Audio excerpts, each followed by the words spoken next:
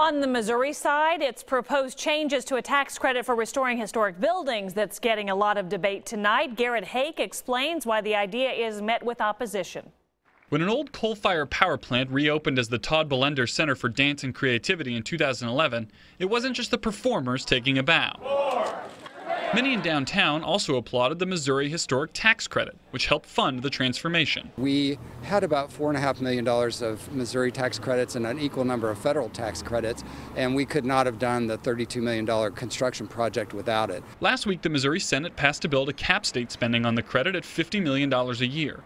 Last year, the state spent $134 million on the credit, which goes to developers who restore historic buildings. The question is do we really want to spend $140 million on redoing old buildings, or do we want to take that money and put it towards education, which we're currently underfunding by $500 or $600 million.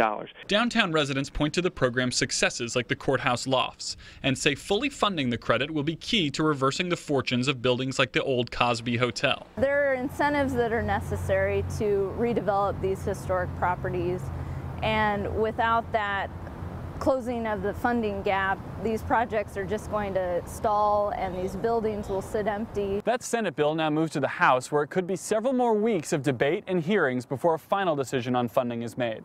In Kansas City, Garrett Hake, 41 Action News.